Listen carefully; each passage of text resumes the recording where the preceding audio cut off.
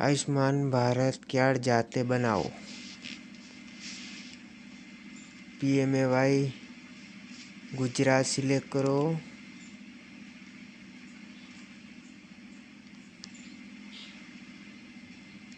Gujarat select कर्या बाद PMGAY select करूँ।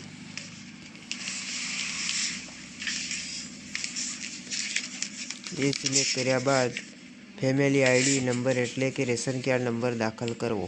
पछी जिल्लो सिलेक्ट करवो। रेशन कार्ड नंबर दाखल करवो। नंबर दाखल कर्या पछी टूंक ज समय में आयुष्मान भारत कार्ड डाउनलॉड थई जशे। कैप्चा दाखल करो। कैप्चा दाखल कर्या पछी सर्च कर्या बाद आयुष्मान कार्ड डाउनलॉड थई जशे।